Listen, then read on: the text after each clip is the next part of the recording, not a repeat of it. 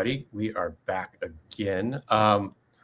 We have another special guest. I kind of met Chris Kent, or do you like to be called Christopher? What do you prefer? Either one works for me. A while back, he's gone through the same process of a lot of us. He's actually still kind of living it, but he's also helping and advocating as much as he can on a different level. A lot of people that watch this episode probably either are going through the system or they have a loved one in the BOP.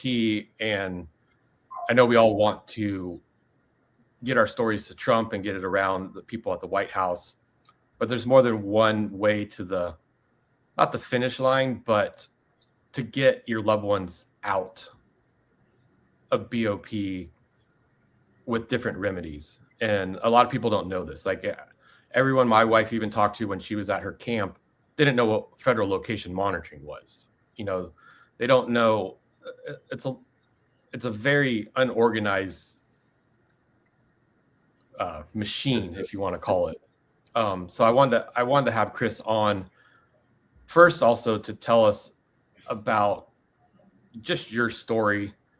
And I know there's some fun facts in there. You told me yesterday, like you were actually in the same camp as Todd Chrisley, and you had some fun experiences there. Not to, I'm using the word fun in air quotes, but yeah. So let us know a little about your story, Chris.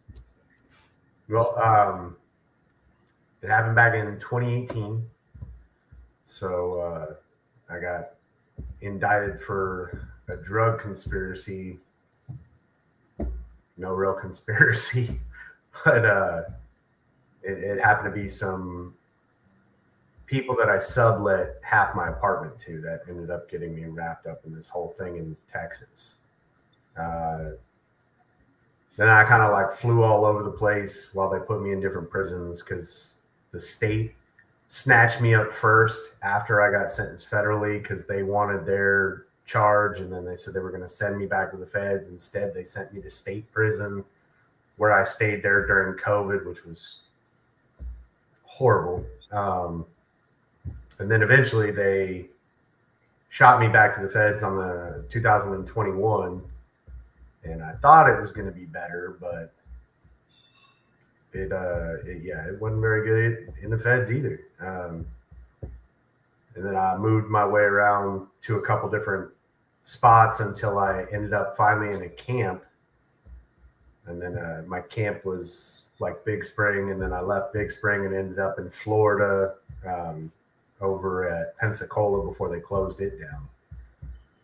But the living conditions are something else.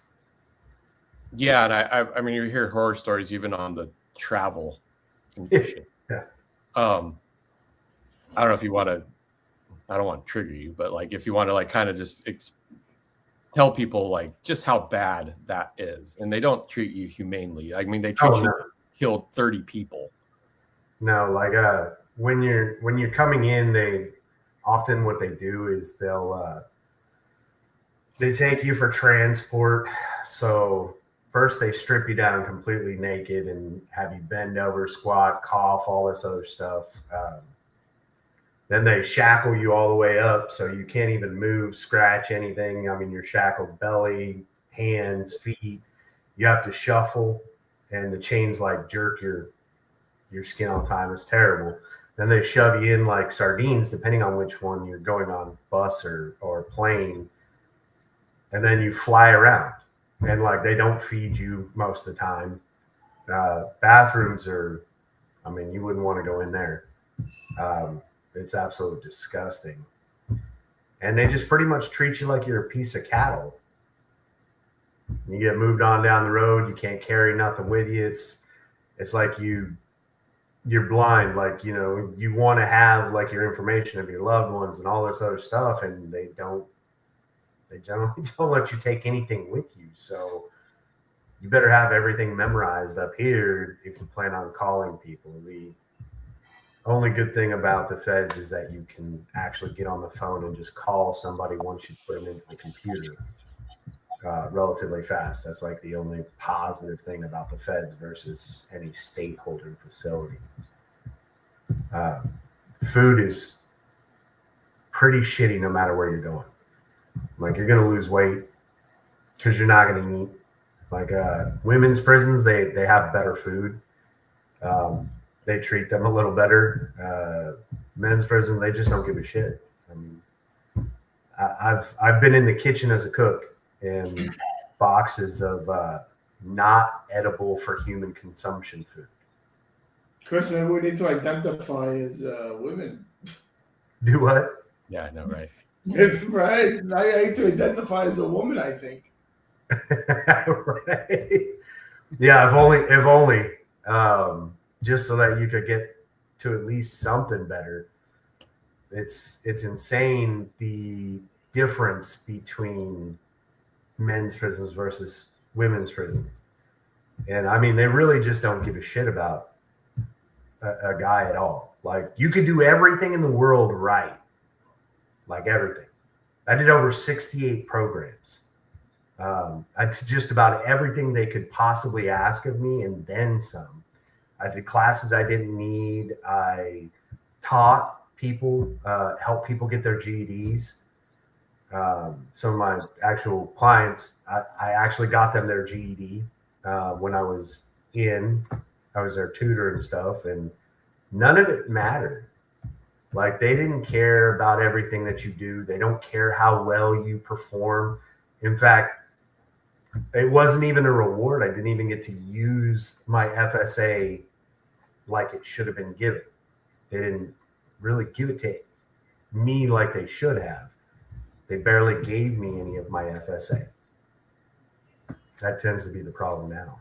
Well, yeah, and I mean, well, we all know Pensacola's shut down now. Mm-hmm. I think just because of the horror stories we've heard there, and obviously I'm assuming also Todd Chrisley's voice. Yeah. On that matter. Did you notice any difference prior to Marshall coming in to the BOP to I mean, I know that he's trying to do better. I mean, it's evident that he's trying to do better. I mean, I can't fault them because he's at least attempting to make things better. They're trying to go around him, Stover, Josh. They're all trying to make the BOP better. And it is better than it was under other people. It's still not great, but of course this is a big, huge machine and they're fighting him. So you got him saying, this is how you're going to do it. And then you got the Yard saying, we're going to do it our own way. We don't care what you say. Basically what's going on with the president, just the same exact thing. Just same way. He's saying, this is how we're going to do it. And everybody else like, oh, no. We're going to do it how we want. We can't wait to get you out of here so we can go back to doing it our way. And we don't care right. Let's go ahead. Let's have a broken system still be broken. Yeah.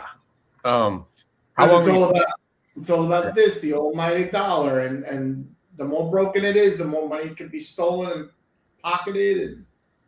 Well, I think it's that. Also, I mean, everything I've read and heard, the people who are in the facilities are just on a power trip. Oh, it's about power. It's probably the ones that got shoved into lockers when they were in high school. They're like, fuck you guys, you reminded me of the bully in third grade. You know, there are. But they couldn't make it as police. They couldn't get hired to be police officers, so they took them as corporate officers. Exactly. And they're always going to have that chip on their shoulder and that level of anger that they just. Oh, totally, and they take full advantage of that. When I was in Pensacola, I was in the kitchen. I was the lead cook. There was an FSA, which is a food service administrator, like the manager of all the other cops in the kitchen. There was two at Pensacola because one got his back hurt at one time, and then while he was out, they hired another one, so it's unusual that there's usually two of them because there's really only one. They're expensive, but they had two, and they were always who's really in charge. Well, the one that was kind of running the kitchen, exactly like you're saying, like this bully, this mentality, this power trip, and he used to always do that to us. I mean, this guy would go around hitting people in the nuts. Like he would pop them in the nuts and say, "What's the capital of Thailand?" And then just hit them. And it's like, I told him when I was first in there, I was like, "Hey man, look, I've been down for many years. Don't play those games with me. You know, that might be the thing that you do with all these people that are new to prison. And so you just power trip on them and you tell them this is how it's going to be. But I mean, I'm on medicine. I can't do any of that kind of stuff. So just stay the hell away from me. I mean, I'll do my job, and that's how we can just get along." And it's like, you know, he would get into it with his own staff, the own COs that are there, and he had to work the weekend. And on that weekend, he was so pissed, you know, because there was infighting over there at Pensacola, and he was telling them, "Oh, okay, well, you know, y'all got to work this weekend." He had plans. They all called out, so he has to work, and he's mad. And he hit me with a metal rebar hook, like just because he was pissed off that day. Like, and I was like, "So what? I mean, that's what comes with being the boss." And I guess that's what caused him to, "Oh, well, let me go ahead and just hit this dude with this hook." And like he hit me in the testicle with it, and 3 days later I was in the ICU for 4 days, you know, because of the medicine I was taking. So it was a super horrible experience. But I mean, it's just the stuff that happened at Pensacola. I mean, Pensacola isn't the worst camp that's out there. You got other places which are super horrible, but it was bad. I mean, it was just bad. I don't even know why they run camps. Camps should just literally be shut down. If you could be at a camp, then you should be able to be on home confinement. Yeah, or a halfway house. Especially, I mean, I know my wife dealt with people that didn't have a home to go to, and they were in camp, and they need what Marshall keeps pushing, like rehabilitation, not punishment. Right. I mean, if you don't have a home, there's no money in that. Right. I mean, if you don't have a home, that's what the halfway houses are for.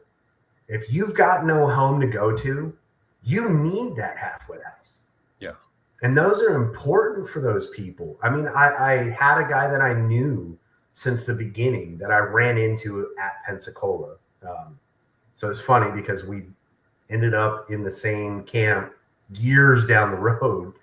And I'm like, "Oh man, I haven't seen you since 2018. And he had no home, nowhere to go to. He absolutely needed that halfway house. Yeah. But I had a home to go to. I didn't need a halfway house. And if you have a home, why would you waste the resources? This is millions of dollars wasted. Like just blown. Not wasted, stolen. And look, this is my monitor. You don't have an ankle? You don't do an ankle? No, this is my monitor for where I'm at. For so home. You left it home and went wherever you wanted, they'll still take you home. Well, so you put in stuff like that. But yeah, I got to carry this secondary phone with me everywhere I go, whenever I go anywhere. They buzz the phone. They want a picture. We got to do pictures. And it's just like being on family medical leave or family location monitoring. Sorry, not a federal. Yeah, federal. Yeah, FLM. It's just like being on that, you know. So you can't leave your house at all. I can. I just have to plan in advance and get permission to go. Like 5 days ahead of time. You go to the grocery store, you have to plan in advance. Yeah, everything has to be planned in advance. So if you run out of milk, they have to give you permission to go get it. Oh yeah. How long does it take? Being that it's on depends on where you're at and who your case manager is and what halfway house you're at, whether or not they're going to be good. Like I've gotten a ton of reports from the halfway house in Houston that they're awful. Like they're trying to help you, and they don't have stuff like this. But like mine in particular in Monroe, Louisiana, they're actually really good. Usually I can put it in the night before. And if it's before 7 a.m., if I put it anywhere in between 7 a.m. and it's not a weekend, my case manager sees it and either approves or declines. I mean, and you just kind of just punch it in and just I'm here. So like you just cover a day and I want to go here. Here's the address I want to go, and this is how long I want to spend there. And yeah, for Erin, she's like I said, she's getting put on FLM, but California only has GPS ankle monitors. They said they don't even have that technology for the phone. So and see, that's run through probation itself versus these phones right here, because this is run through the halfway house. Yeah, because Erin has something similar because she right now goes to the library so she can get out of the halfway house because there's no point in her getting a job 5 hours away from where we live, and we own our own business. But so she's doing like as a student, and so she does that. And then last Saturday, the halfway house let her go to Disneyland, and we took her to Disneyland for 12 hours, and she just had to take a picture when she got there and then a picture when she left, basically. Right. Yeah. And it's a special app on her iPhone that her personal iPhone. So that is an advantage for the some halfway houses that they do that. That's not the norm, because when she first requested it, because she saw that on the list, it was only you could go to amusement park for 6 hours, and they're like, well, Disneyland's not approved because the wait times are too long, and they're like, oh. But then that's when we started that shitstorm, and Todd Chrisley got involved with Director Marshall and Stover, and then she got approved for 12 hours, and it was fine. So I don't know if that influenced. Probably, because generally it's 6 hours, but they can extend it if they want. Yeah. It's really just getting approval for that kind of stuff. Yeah. That tends to be the hang up. And so how long were you sentenced for? 10 years, 120 months. And how long did you actually spend? I will be a total of 7.5 years. Like you said they fucked up on your credits, though, right? You what? You said they screwed up on your credits. Oh yeah, no, definitely. Yeah, I didn't even get to use all my FSA. They totally, with that whole incident that happened in Pensacola, we're suing the government for it because I've got permanent damage from it, and so during that process, they decided to retaliate against me. So instead of releasing me, because the BOP has a completely messed up way that they calculate depending on where you're at, because the calculations are different apparently depending on which yard you're at and what the case manager puts in. But their calculations said that I was leaving in 2024 in August. And I was like, well, I mean, it's late, but yeah, okay. You guys can let me out then.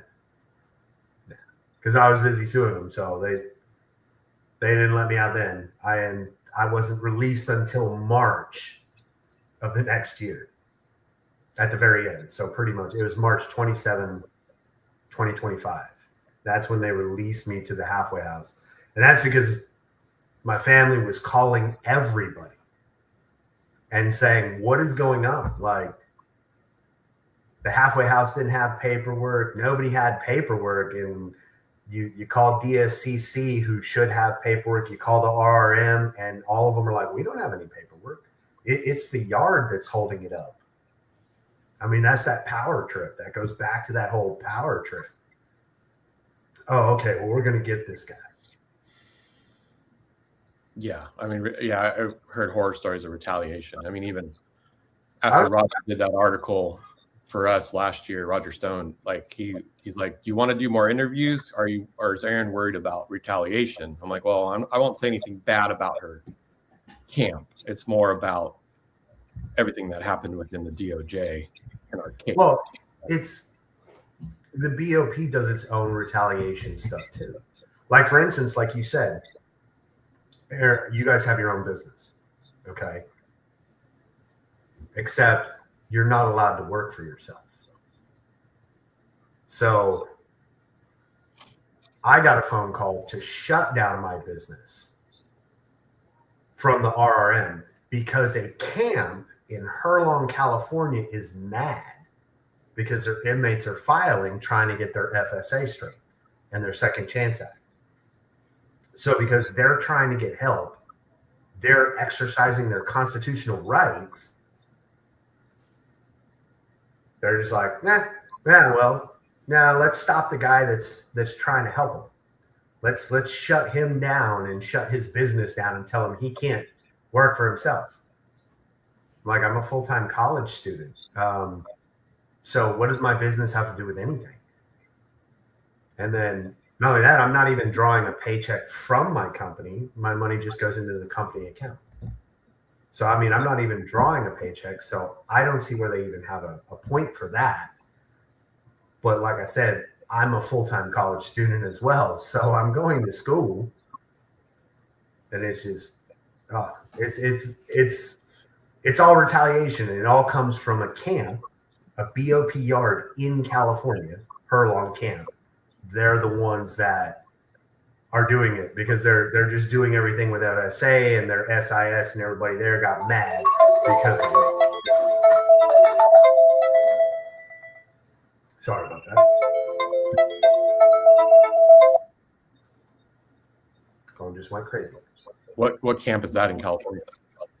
Herlong. Oh, okay. Yeah, that's the name. That's the name. It's Herlong Camp. And I think all they have is like a medium and a camp. But there's the Eastern District. It's like the court system is the same as, like, the court system's just as broke as everybody else. Because you got the Eastern District of California and then Beaumont, Texas. Those two are like the worst court systems I've seen for justice of any kind. Here, all these people filed their stuff that's supposed to be quick. A 2241 is actually supposed to be fast. It's a habeas action. The Supreme Court's even said, this is meant to be a quick filing, not something that takes a couple years to resolve. It's not like a 2255, which is where you go back and fight and argue your sentence. So you're saying that there's a problem with the way that your sentence is being carried out. Supposed to be fast. Eastern District of California, sitting on it. They're sitting there. Guys got 6 months in waiting for them to do something with the case.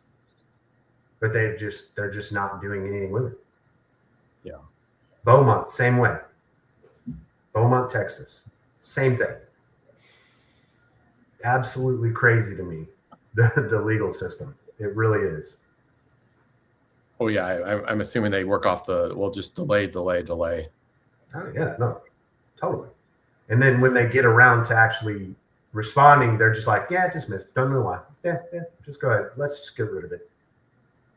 Like, you made them wait 8 months just so you could dismiss it. Like, that's why you waited 8 months. I mean, I understand that there are cases. I understand that there are things that come up. I understand that the courts didn't stop. People are still being convicted. You have all kinds of things happening. I get that. I understand that. So how long are you home monitoring for?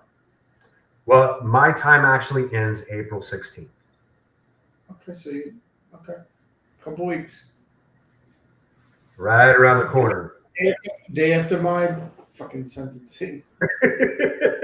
So long as they can just let me finish out. I mean, I actually tried to get my sentence terminated sooner because originally, like I said, I got a 10-year sentence. And when I fought at the very beginning, I didn't know what was going on. I didn't know what to do paperwork wise. I was trying to learn everything I could about the legal system and figure it out. Cause I'm like, well, I mean, I'd never been in trouble. I didn't know what to do. And my lawyer was zero help.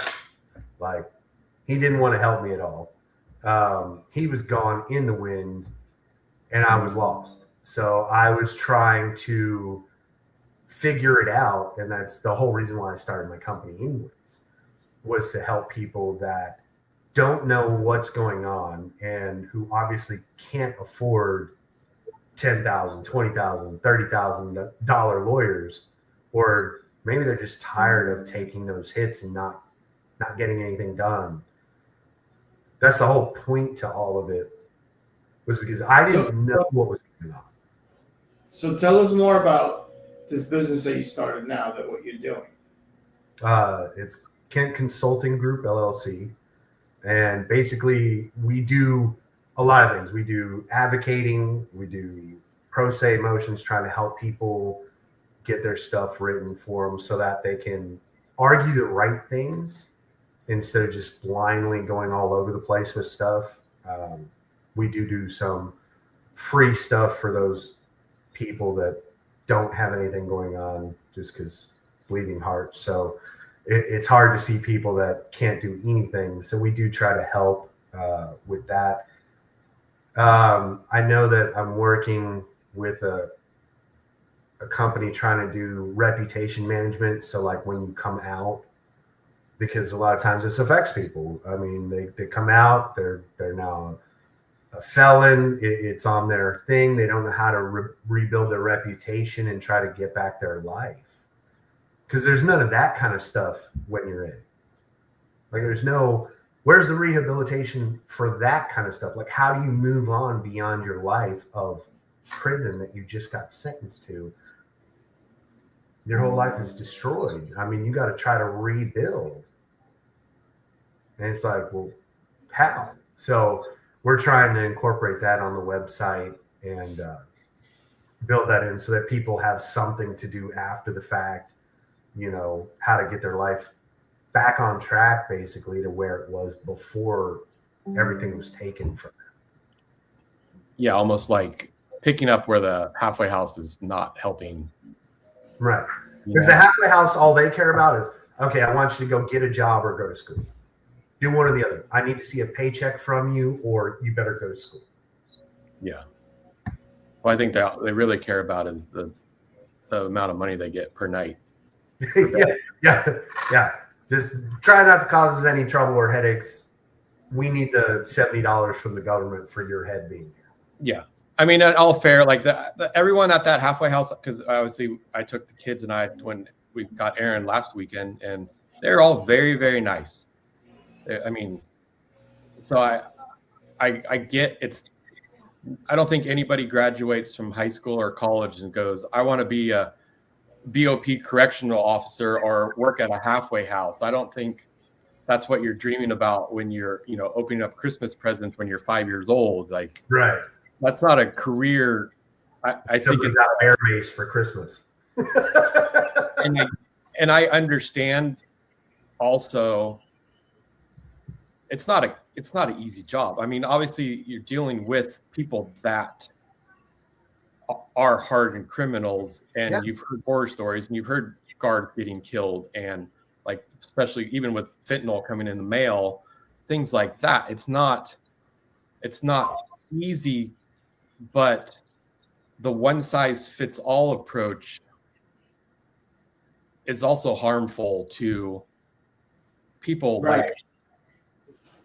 That's what I was going to say. Don't mistreat somebody, because the last three people we dealt with were actual nut jobs. Don't treat them. Right. This guy's another human being that you never know. And especially now, there's got to be humbling, because there's going to be regular people that just were persecuted for just their belief.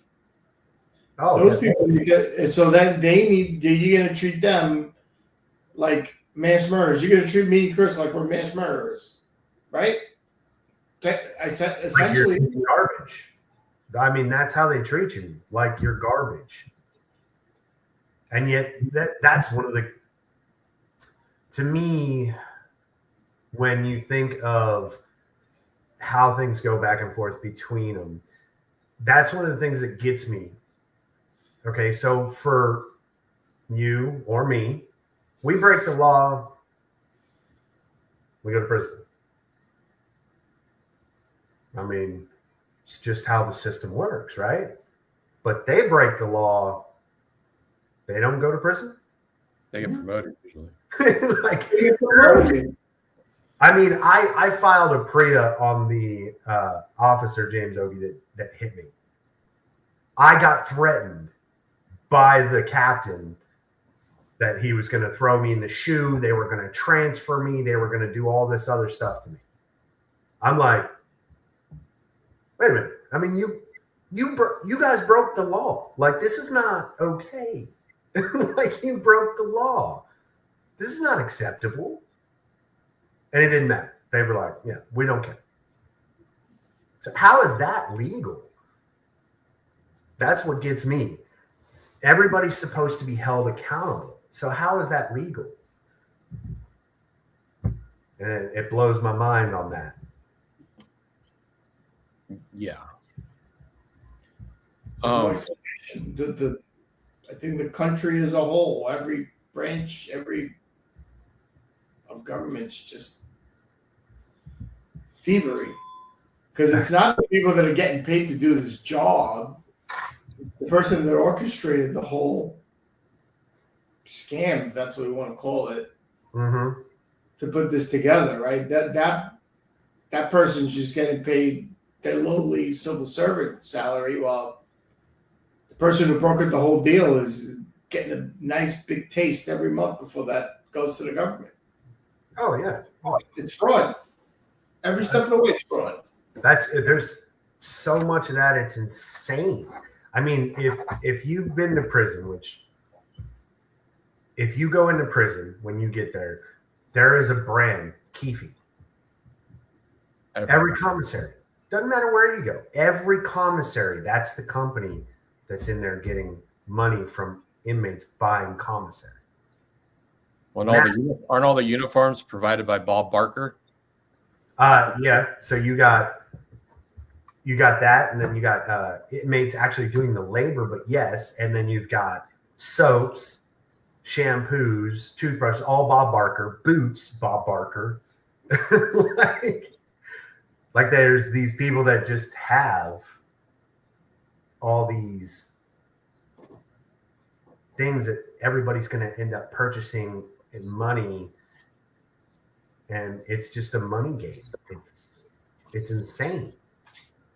Yeah, I did hear. I think it was an RFK Jr. was on Joe Rogan's podcast. They were talking about obviously food and health and how that. I mean, eating crappy food is an effect on mental health. And they did some pilot program at, I don't know the facility, but it was like there was two medium facilities next to each other, and one facility they actually changed the whole entire diet. It was all fresh, good food, nothing that is normally served, and they noticed an increase on just more like mental, and not as many fights happening, not as like everyone was happier. No, I mean, in the military we say the same thing, you know. Army runs on its stomach, you know, morale runs on your stomach, you know. You keep feeding properly, then people are generally happier. So I can completely understand that. Yeah, and I hope Director Marshall listens to that and implements that. I mean, I understand shelf-stable food is a lot cheaper and you don't have to worry about expiration dates, but if they really want to fix the problem, so like there is ways in prison that they can actually mitigate some of those costs. And I was at Big Spring where they did that. They had a horticulture program, and the inmates were growing the food that they were eating. So they were growing tomatoes, watermelon, cantaloupe, like onions. And they were growing this stuff, and once they were, ready to harvest, they were taking it to the kitchen. And they were actually able to eat that. That helps. That's fresh food. That's stuff that can't be, that you can't just say, oh, well, that costs us too much money. Well, first off, it's rehabilitation. So, I mean, the program was there to help somebody learn a new skill. And then at the same time, you're also doing the whole food thing. You've got fresh food for people to eat, not shelf stable that lasts for 30 years, but like real healthy diet food. So another reason I as everybody should know, I've hired you. You've helped with a bunch of stuff prior to them telling you you can't work anymore, at least for a couple of weeks. But a lot of people are just have been through the system and just see how jaded judges can be. They're basically, like you say, Mike, they're just another prosecutor for the most part. They're the cheerleader.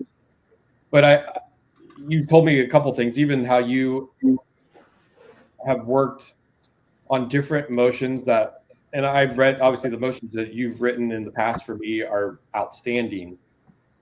But a lot of people are still just hesitant or skeptical. Just, what's the point? The judge is just going to deny it, blah, blah, blah.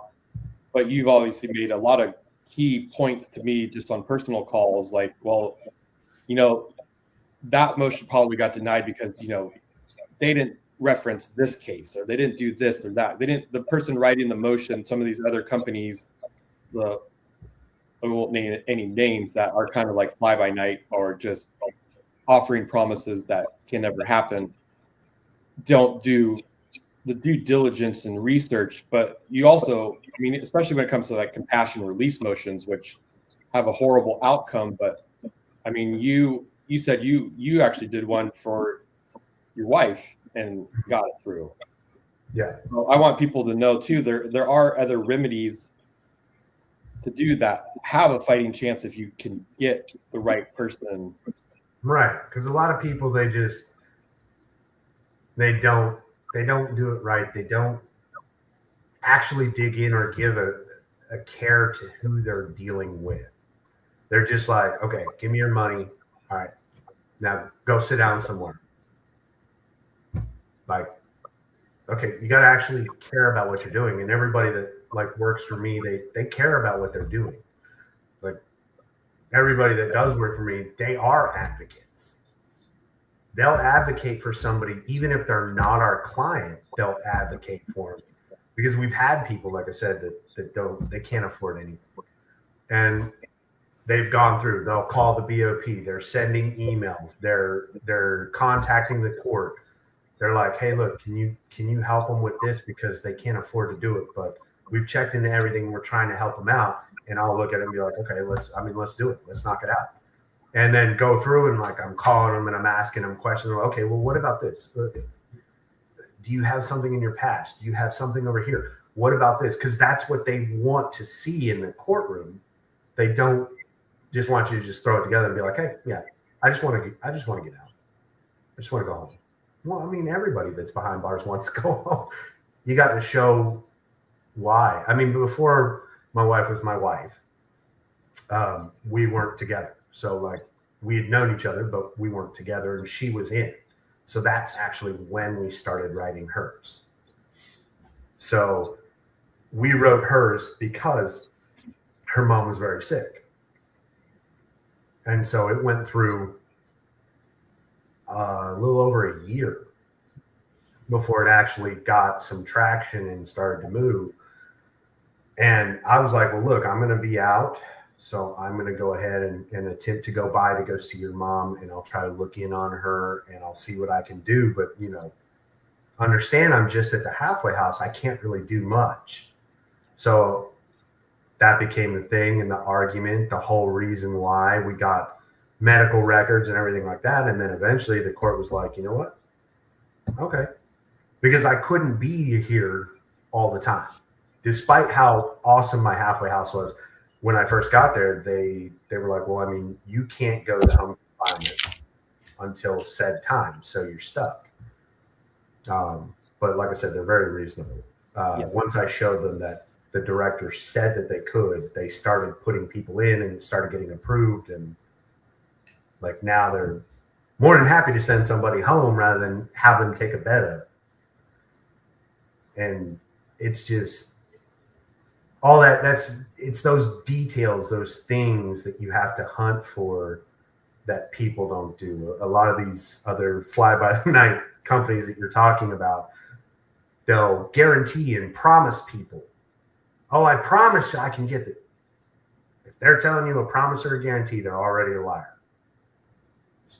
I wouldn't deal with them. The moment they start promising, oh, yeah, no, I promise. Yeah, you know, I guarantee we can do this. Okay, well, not talking to you again. Yeah, it's a red flag right there. Yeah. Courts are finicky to begin with. You don't know. Judge, they're supposed to be impartial, but if he had a bad night last night and he wakes up on the wrong side of bed today, you're going to get hit. And it doesn't matter what you gave in front of him or how good it looked. I mean, I've seen it happen where they're like, oh, yeah, man, that judge was in a bad mood. I don't know why he just sentenced everybody real badly today. Yet the previous day he was. That's what happened to Aaron and I. He was in a bad mood that day. He was not impartial. So. Yeah. And you see that. I mean, and yes, I know everybody's human and stuff like that, but they're supposed to be the ones that are neutral. They're the ones that are supposed to look at the facts and say, okay. We think they're an almighty being, supreme being. They all think the same way. Oh, they all think they're almighty and they could. I said it. I'm not going to do it again. Like in my case, in my court case, we were fighting something and the judge goes, yeah, good point. But you know what? I already wrote it down, so I'm just not going to redo it. Like, wait. I had my life, but you know, you just not going to rewrite the sentence over again. Absolutely.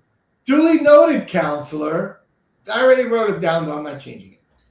No, I mean, I've seen this across the board. It's not just one; it's multiple. It's all of them. My judge in Texas, in West Texas, Judge Counts, filed a compassionate release with him. Everything like that. Okay. Every reason in the book to get it granted.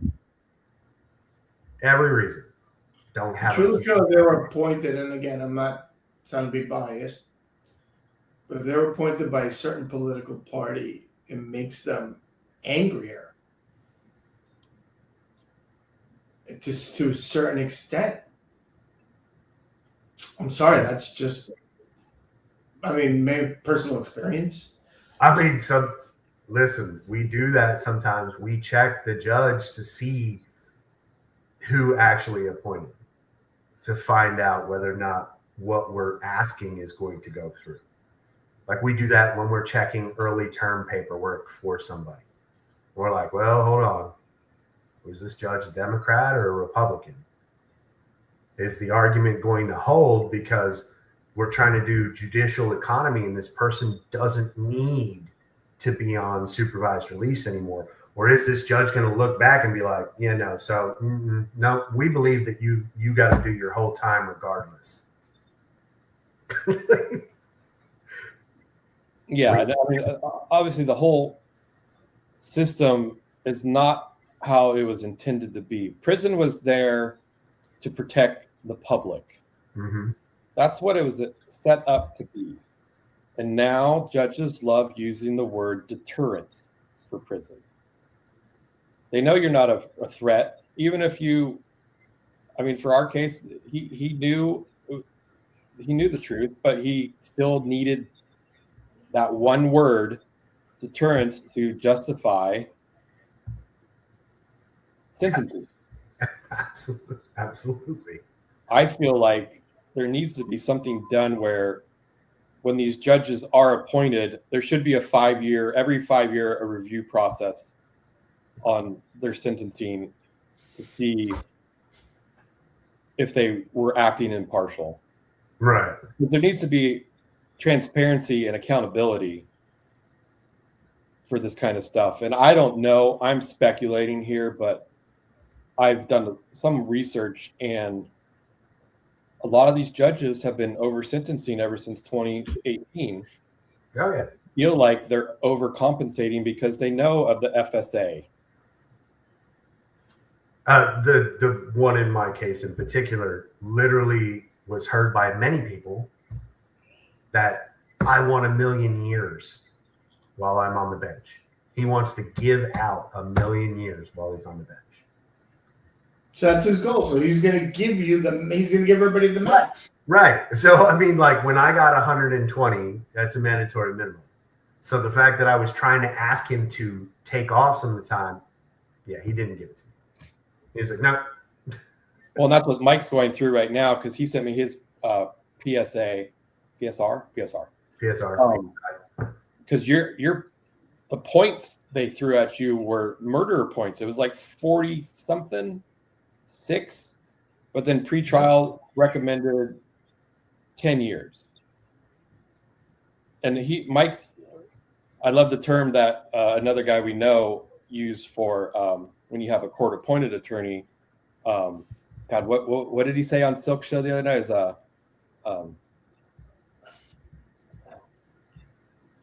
shit. It was hilarious. I remember because we were talking about that. Now I just forgot.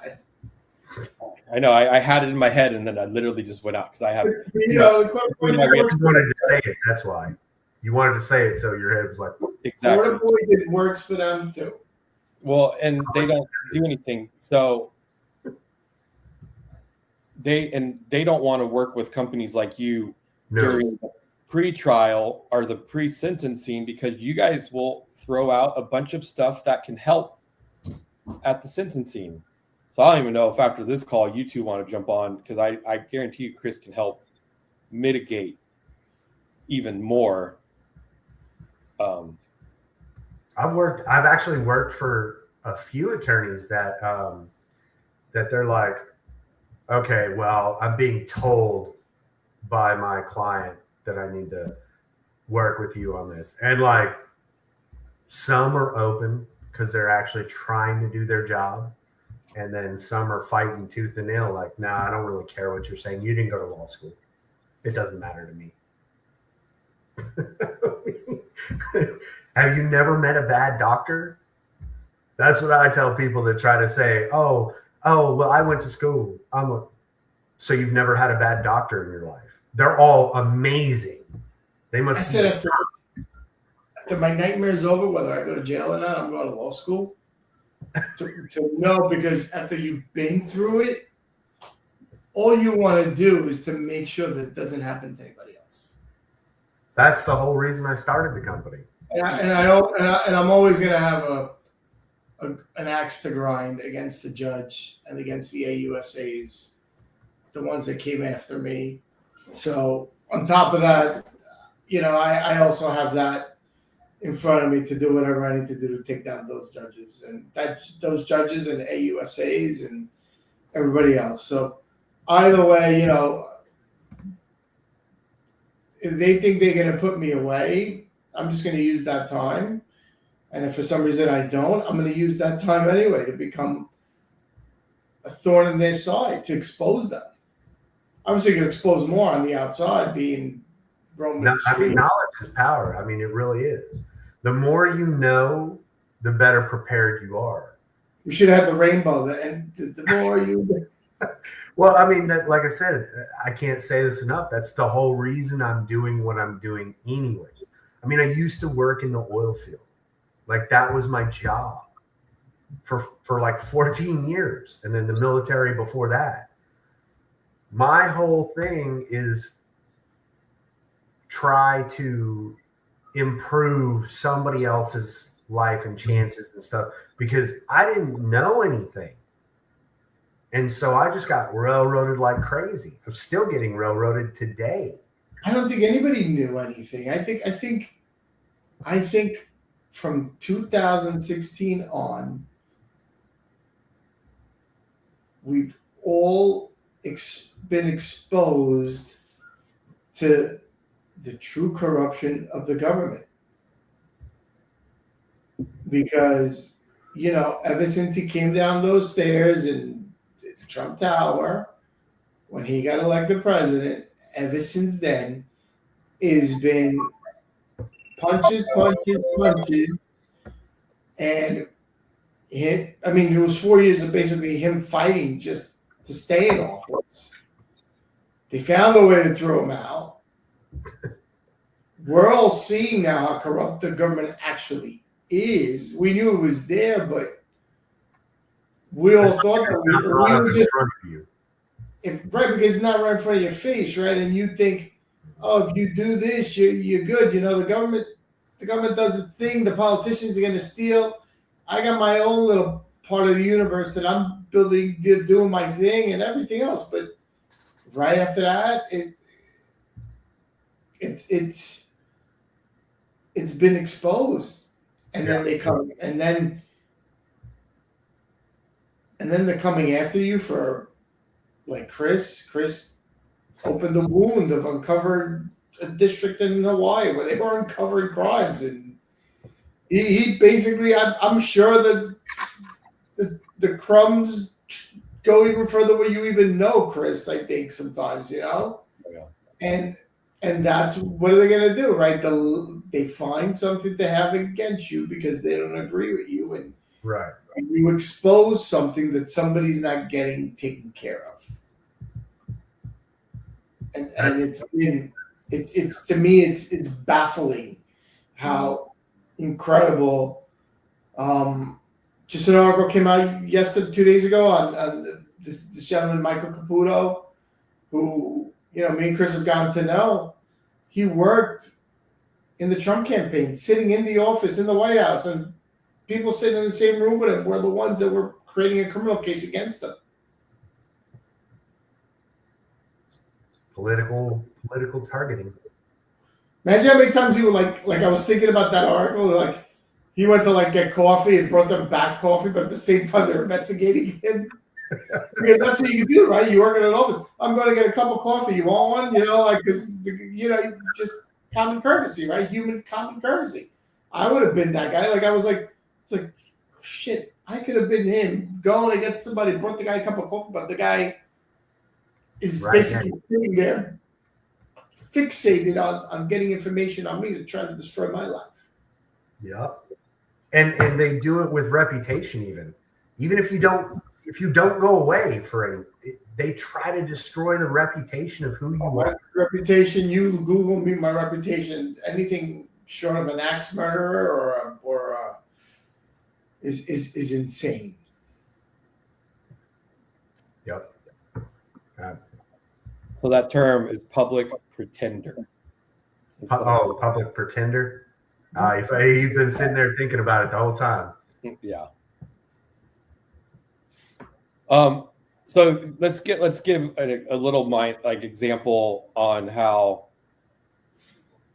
your company could help people, and let's give an example on a 10-year sentence. You're eligible for all the credits, everything you can do. What would that person, if everything ran and was done correctly, how long would they spend at a facility? I'm not talking halfway house or home, but just in the worst place. I think generally on a 10-year sentence, if everything is done the way that I believe it would be and should be done, you're looking at 4.5 on a 10 at a facility. Because just doing it the way that it should be in order for it to make sense. Because it's just like FSA is just like a good conduct time. Originally the whole thing with that was that they would only give you do 1 year, they give you the days off. You do another year, they give you the days off. So you've done 2 years, you've got 2 years worth of credit. But yet they ruled on that and said, well, if you do it like that, then eventually what tends to happen is they're not going to get the full credit that they're supposed to get, and you're cutting them off their days. So now they prospectively give you that credit, right? That's why the moment you're sentenced, your good conduct time reflects. So on a 10-year sentence, you're looking at 8.5 years with the good conduct time already. That's 85%. 15% comes off for good conduct time. Then from that moment, you would go, okay, well, this is what I have left in prison for my sentence, and you should calculate your FSA on that. And that's you from the moment I'm sentenced going forward, that's what I'm calculating. And then from that, you would begin to remove credit. So you take a year off for FSA on a 10-year sentence. So that brings you from 8.5 to 7.5. Now that you're sitting at 7.5, you roll back the remainder of your FSA to see when you should be planning to go to the halfway house. And then after you've got that date, you roll back for Second Chance Act. And however many, on a 10-year sentence, that would be a year. So you would then roll back a year. That's why some people are like, well, hold on, that 4.5 years or 3.5 years, that's way too little. Well, that's just what you spend in the facility. That doesn't mean that you scapegoated out and you don't have any time and you didn't do anything for the crime that you committed and all that. That doesn't mean that you didn't get punished. I mean, you're still in some kind of custody, whether you're in prison or you're trying to become a productive member in society. The longer you spend locked up, the less likely you're going to be to become a productive member of society. And I've used this example with other people before where I explain, okay, I went in for drugs. It was a 10-year sentence. What did I do before what I'm doing now? I worked the oil field for like 14 years. So do you think after 7.5 years, I can go back and do the job that I was doing? No, I just lost 7.5 years of my life. There's no way I can just fall right back into it. Half the time that I spent doing that job is now gone.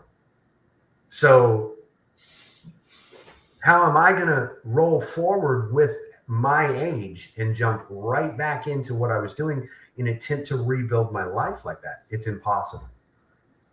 And those long sentences make it impossible for people. So when they did the FSA, it was, I'm going to try to shorten your sentence so that you don't spend so long in prison only. Yes, you're going to have custody. Yes, you're still going to be in the BOP until you reach that 7.5 year mark. But instead of staying locked behind a door, not able to actually try to rebuild life and learn some skills, you're actually going to, okay, I'm punished. I had to sit there for 3.5, 4.5 years, but then they let me back out. Now I can go try to attempt to change and do my life differently. Now I'm going to try to rebuild what I've got and become a productive member in society. That's the whole rehabilitation process. Of course, that's not profitable as a company.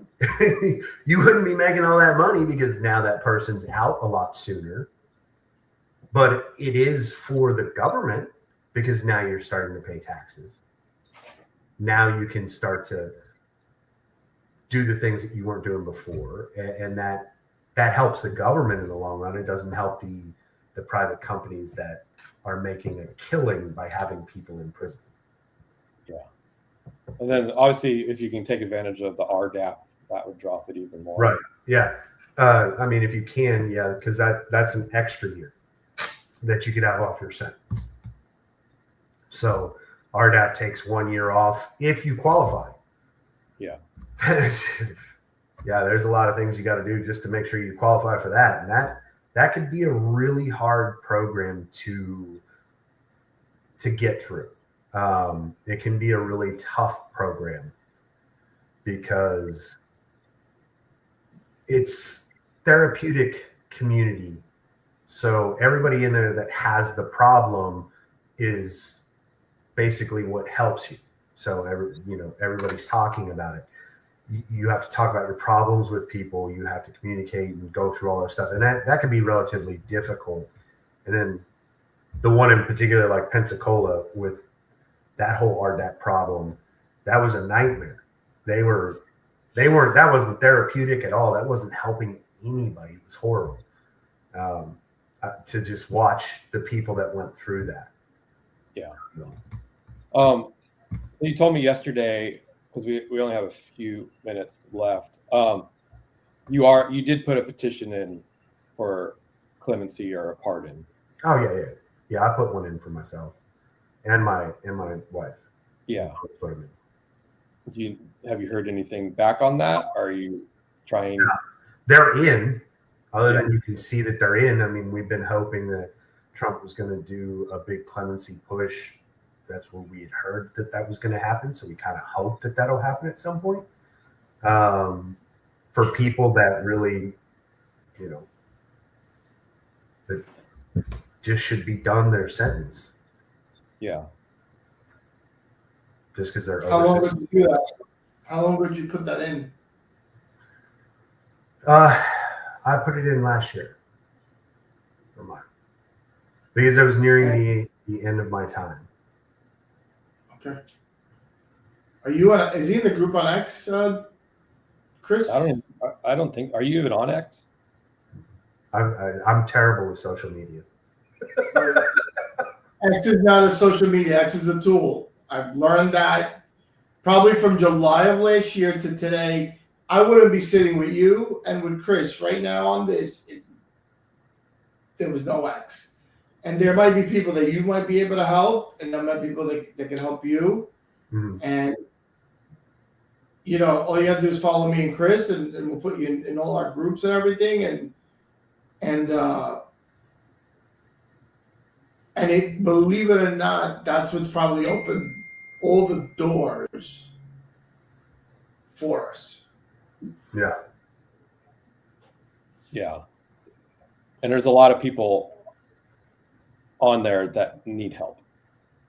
Right. Even if they, on both sides, even if they've been targeted. You can use your advocacy and stuff like that. There's people that are in, there's husbands and there's wives that are advocating for their husbands to get them out that probably could 100% use somebody like you that maybe you could lead them, right? Heather and Reagan could probably use them. Yeah. Heather, especially, her husband got like 17 or 18 years. And it was a pretty similar case to what happened to Todd Chrisley. It was all his business partner, someone that was working for his business, was writing emails from his account that were fraudulent in a criminal manner. And that person even admitted it. And the judge didn't allow it because they wanted to take everybody down. So speaking of Todd, you were in Pensacola with Todd. Do you have any stories? Did you get to know him? He's been a godsend to my family. I love Todd. So yeah, no, I mean, I talked to Todd when he was in, and I've talked to him a couple times since I've been out. He used to make me laugh the way them guards hated him at Pensacola. They hated him, and they always tried to give him the hardest time, just because he was somebody important. So they want to go ahead and do everything they can in their power. Oh, you ain't nothing. You're in prison with us. Okay. Who got the last laugh?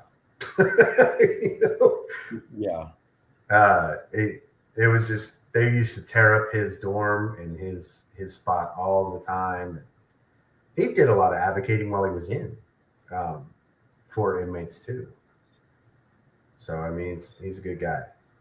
Yeah, he's still doing it now. He's still. I've seen some of his things on like TikTok and whatnot, where he's done it. I think nobody before you are thrown into this world, nobody knows anything about it. Mm-hmm. For the most part, unless you are an attorney or something, and you obviously have some kind of field in it. But the majority of the people don't know anything, and they're thrown into this world. It's like needing a life vest and you've already sunk. Like, Yes. you're getting thrown an anchor instead of a life vest. It's just Right. And I mean, people that I'm sure all of us have friends, and I've said this before, like that don't know what happened. They just go, okay, like you did it. Like obviously the government's so powerful. They did all their due diligence and da. I mean, I believe that firmly back in the day.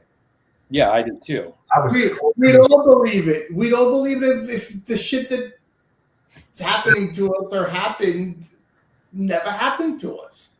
Right. We don't If they were in court guilty, they're obviously guilty. They definitely must have done it. Right. So I think we'd all be obedient, believing little sheep if, like I said, the first President Trump and then COVID opened everybody's eyes to the freaking corruption, and the stolen of the 2020 election unfortunately opened everybody's eyes. Mm-hmm. And that's truly that's what I truly feel deep down inside, because if not, be like, you read something that somebody I knew that then knew somebody that knew somebody, and oh, they said, oh, this guy got arrested for this and this. Is okay, well, he got arrested in the fucking world. I mean, 2021, I think early 2021, way before, like 8 months before my problems were even an issue. I think I got an article sent to me by the kid that I knew that got arrested for this and insurance fraud and this and that. I'm like, okay, well, it's news. He did it, right? I guess he did it. Right. Well, that happened to me in 2020. I remember reading an article. There was I forget which state it was, but some kid was working at a fast food restaurant, got PPP loans, and then was buying like Lamborghinis and Ferraris and mansions and like renting yachts and like that. Like, what the fuck was this idiot doing? Like, they need to go after them. And then a year later, it's like, oh, okay. I mean, I read the stuff on that case, and the government needed to go after people like that. Right, but imagine it really turned out that he did one day. He spent $1,000 and rented the Lamborghini for the day, and that's the picture that they have it used against him, and everything else could have been a lie, because that's what the government does, right? Like it's all about the narrative. I'm so scorned after what they've done to me that I'm telling you that even if you showed me the proof, where's the proof that they left out? Where's the rest of the evidence? Because that's what they do. They leave 70% of the evidence out, so they can build a case on one thing. Oh, he had a Lamborghini because he rented one for a day, and there you go, right? He had it. He had one. But that means he had it for 4 years, right? He had it for one day. Yeah. It's all about the narrative. It's not about actual justice. It's, like you said, about the narrative, and it's about career opportunities. Mm-hmm. These USAs, they don't care about the collateral damage. No. Right. Exactly. I mean, this is going to be a career maker for me. Their American dream is destroying lives. Think about that for a second. Like, they want to get a job in a private sector making $1 million a year. So their job is to destroy our lives so they can achieve their dream. Right. And then they're the ones getting, I worked for the DOJ. I know how they work over there. I'll get you right off. So you're hiring the one that fucked over the most people. So that means they're a terrible lawyer, because at the DOJ you're allowed to lie, and on this side you can't lie because they're going to come after you for it. So you really hire the one that used to work at the DOJ. Turns out there should be the worst lawyer that you want to hire. How many people did you fuck over to become a private lawyer so you could say you worked at the DOJ for 10 years? Yeah. Right? How many lives did you ruin now? Because, I remember when my stuff first happened. Oh, you want to hire this guy because he worked at the DOJ. And, now it's like, that's the guy I don't want because he's the biggest piece of shit there is. Like for real, right? Like, how many lives did he ruin so he can come charge us $1 million for whatever? Yeah. Yeah, and all the DOJ. I mean, it's unchecked power. Yeah. There needs to be more accountability. They need to be held accountable. Like if they're lying, that's a felon. That's a felony right there. Like if you're lying in court to the judge, why can't we hold them up to the same standards and values that you're holding the people sitting across the room? That's what I was saying earlier. The law applies to everyone, not just to some. You know, another part that boggles my mind is when a witness perjures himself, they just let him leave. Why isn't there a marshal at the door stopping him? I remember in my case, one of the lead witnesses, we had to make him reread his testimony. He had to reread his testimony. It was 2 days of testimony. I'm telling you right now, a third of that time was spent him rereading the previous answer that he gave to the AUSAs when we are re-asking the same question. Because he'd answer it totally different, right? Mm-hmm. You'll never forget the truth. A lie you always forget, right? You told a lie the day before, you know you're going to tell it differently the next day or whatever, right? Week from now, you might not remember how it even went. Right. The truth will never, ever, ever, ever be changed in your mind. That's just the way it is. That's the way we're built as people. And I think that's just the way God wants it to be. But at the same time,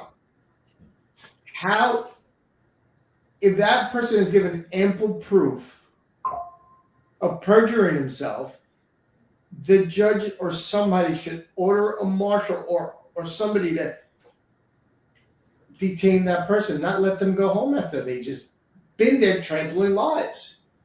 Yeah, I mean, there's a perjury. Perjury is a crime, and it's a crime that they don't. What's that other one? The honest, the thing that we've been hearing a lot about lately. Honest act. Honest acts. Yeah, right. Yeah, right. No, that's an act you did. You wouldn't even know it. Then we just keep hearing it out left and right. Well, the courts won't do that because then that would ruin the narrative of the prosecutor. It's freaking nuts. All right, so let everybody know how they can get a hold of you if they need help. Like and I would suggest you can have someone in your team start an X account because then we'll tag you on this when this comes out on Monday. So you need to have an X account. Call the office at 318-918-1311 or visit our website and send us an email at KentConsultingGroupLLC.com. Great. All right. Thanks for coming on, and thanks for all the help you've been obviously helping my family too. Right. Navigate this crazy system. Yeah. But appreciate you, and bye everybody. All right.